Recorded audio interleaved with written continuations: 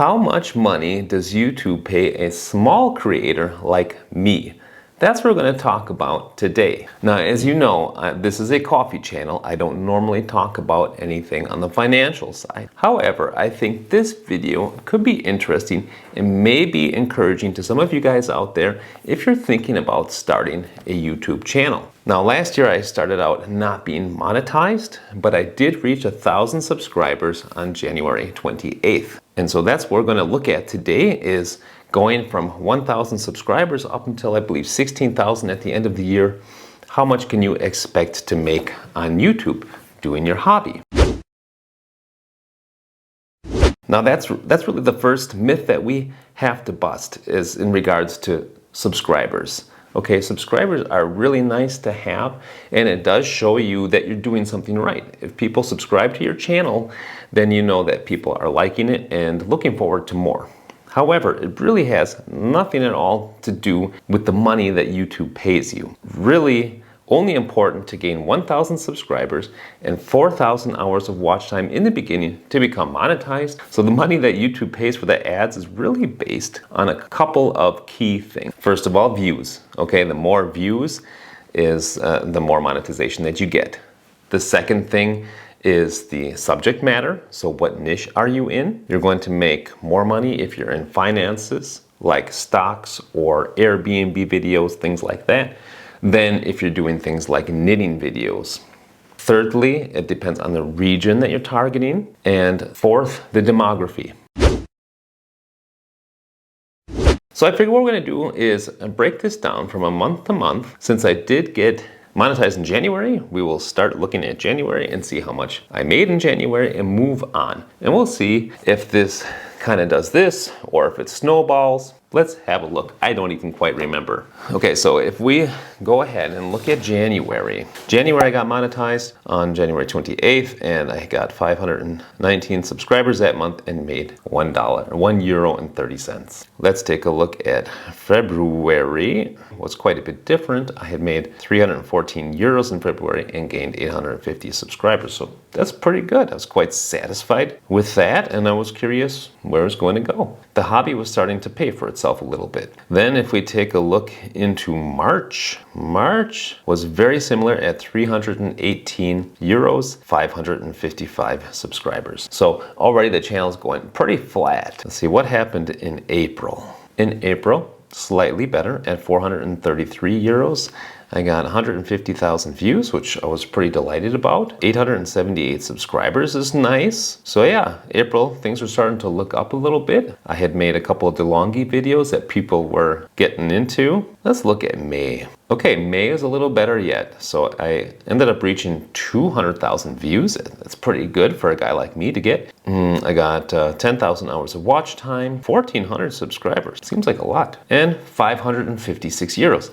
Now you might be expecting that if I get 200,000 views, I should maybe get more money than that, because you kind of hear the general rule on YouTube, if you're targeting like Western countries like the USA, Canada, UK, and so on, about $5 or €5 per 1,000 views, but it really depends on subject matter. And with the coffee channel, it seems to be a bit less than that. Let's see what happened in June. It's kind of exciting to take a look. Oh, so a bit of a drop off in June. I only had 123,000 views, 747 subscribers, and 434 euros. So, but you can see with my channel, it's pretty steady, you know? Other channels where people do vlogs or like videos that can be really interesting to the masses, those videos can really do like this, you know, and same thing with the money. If my channel is just, you know, real steady. Let's take a look at July. I think July is a little better because I ended up publishing a couple of videos that did pretty well in July.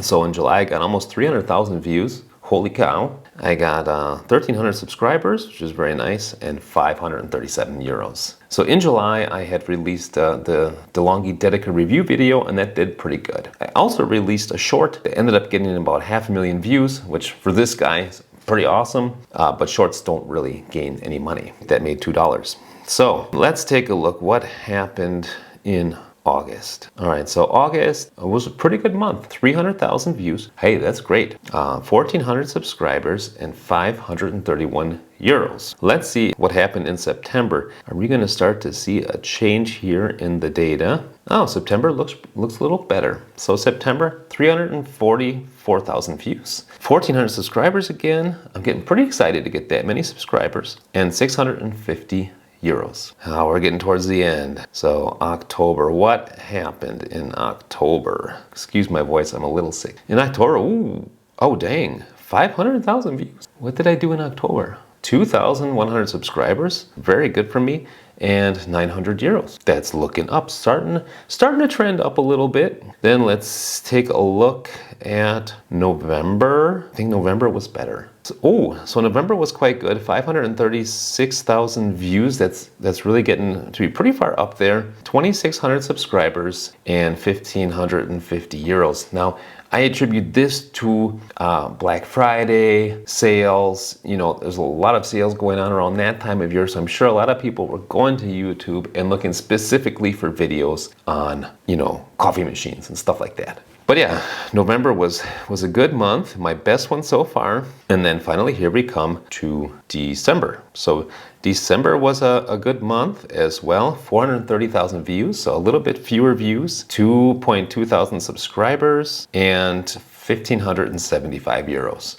And again, I think this is really mostly due to Christmas time shopping, people going on YouTube to do research what they want to buy, and that's most likely the reason for that. So, but if we take a look now at all of 2022, we come to a total of 3.2 million views, 141,000 hours of watch time, 16,000 subscribers, and 7,794 euros. So thank you to all you guys who are watching. I really do appreciate everybody who does and everybody who writes in the comments. You'll notice that I respond to all the comments because I learn from you guys and I like the community. That's really fun. Now this channel is doing much better than I had expected. But can you live from 8,000 euros a year?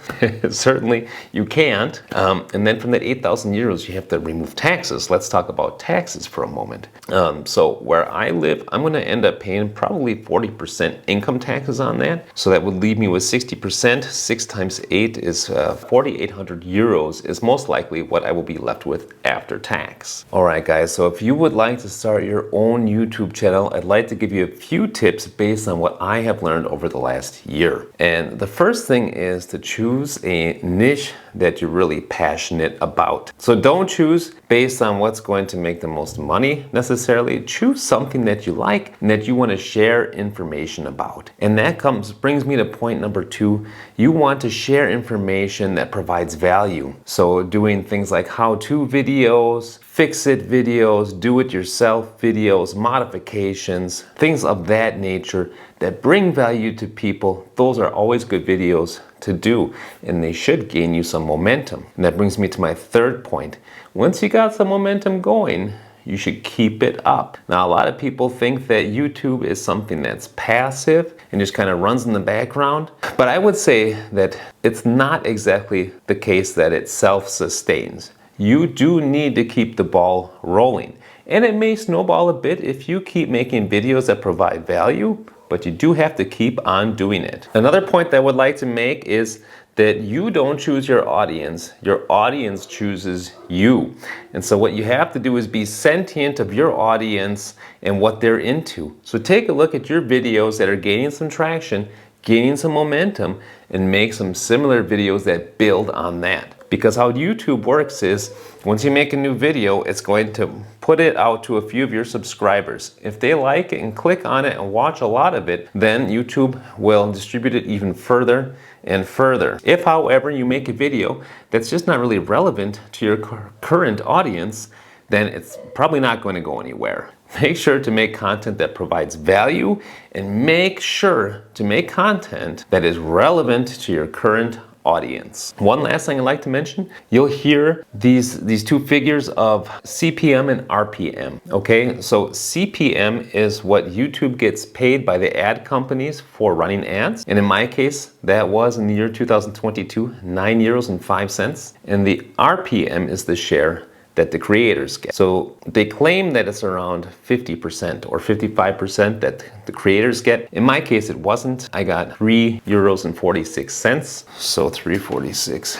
So in my case, that's 38% instead of 55. So just keep in mind that the RPM to CPM ratio may not be exactly as advertised. All right, guys. I hope this video was helpful to you. If you'd like to start your own YouTube channel, I'd be curious to hear about it in the comments. And until next time, I say happy coffee drinking, happy espresso drinking. Bye now.